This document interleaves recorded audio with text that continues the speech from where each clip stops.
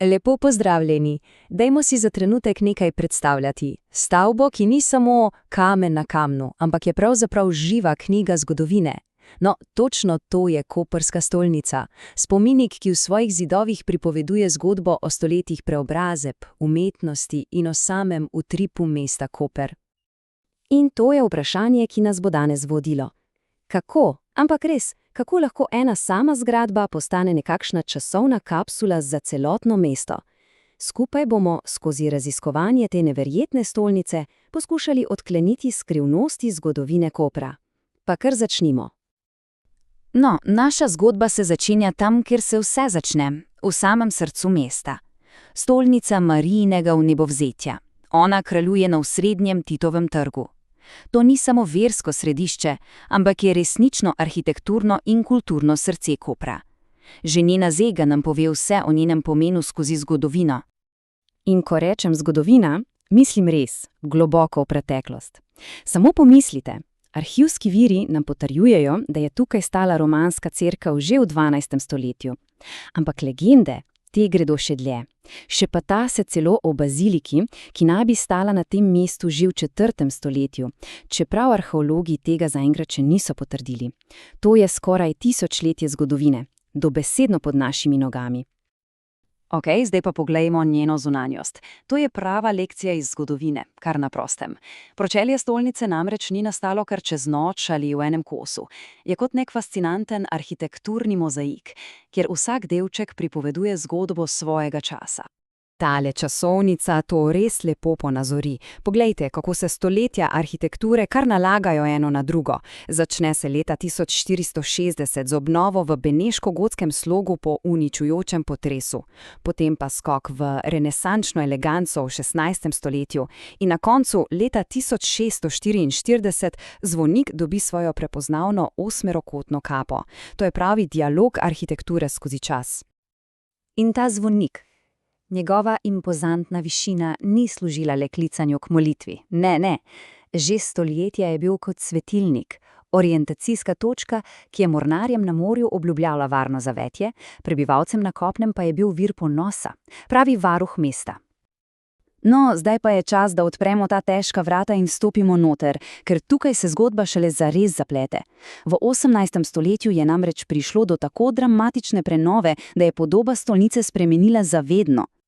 Tale primerjava odlično prikaže to neverjetno preobrazbo. Na eni strani si predstavljamo prvotno, morda nekoliko temačnejšo romansko cerkev s kripto pod oltarjem. In potem pride arhitekt Vasari in vse obrne na glavo. Ustvari svetov veličasten prostor, ki ga občudujemo danes. Del te prenove pa je bila tudi drastična odločitev. Leta 1716 so staro kripto preprosto zasuli. In v čem je Vasarijeva genialnost? Veste, v prostor je vnesel nekaj, čemu rečemo paladijevski red. To je občutek za simetrijo, harmonijo in veličino, ki ga je navdihnila antična arhitektura. S tem je ustvaril slog, ki je bil daleč pred svojim časom. V bistvu je renesanso povezal neposredno s klasicizmom, skoraj 100 let preden je to postalo modno po vsej Evropi. Ok, arhitektura je eno, ampak zdaj pa se osredotočimo na tisto, kar se skriva v notranjosti, na prave dragulje, umetniške zaklade te stolnice. Govorimo seveda o delih Vittoria Carpaccia, enega od velikanov beneške slikarske šole, in ne kar o katerihkoli delih. Tukaj v Kopru hranijo njegova najpomembnejša pozna dela. To so resnično kronski dragulji te zbirke. Samo pomislite, ti dve neprecenljivi sliki, obe iz leta 1523, nista bili vedno na steni. Nekoč sta krasili orgelsko omaro. Neverjetno, kaj ne? Danes veljata za Labudži spev, sam vrhunec kariere tega velikega mojstra. Od slikarstva pa se premaknimo k kiparstvu. Poglejmo si najstarejše in eno najpomembnejših kiparskih del v stolnici, grobnico zavetnika Kopra. Gre za marmorni sarkofag iz 14. stoletja, darilo mogočne Beneške republike. Delo, ki ga pripisujejo Filipu de Santisu, je zaradi svoje izdelave resnično izjemno. Ampak poglejmo podrobneje. Poleg svetnikov so upodobljeni celo pohabljenci, ki z upanjem zrejo proti svetniku in čakajo na čudež. To je prava zamrznjena molitev v kamnu. Do zdaj smo stolnico predvsem gledali, zdaj pa je čas, da jo tudi slišimo. Naš ogled bomo zaključili tako, da stolnico doživimo še z ušesi, osredotočimo se na njene zvonove in seveda monumentalne orgle. Samo predstavljate si to. Zvon, ulit leta 1333. Zvonil je ob rojstvih in smrtih, ob zmagah in porazih. In po skoraj 7 stoletjih še vedno visi v zvoniku in s svojim glasom povezuje preteklost s sedanjostjo. Kakšna neverjetna zgodovinska kontinuiteta v enem samem predmetu.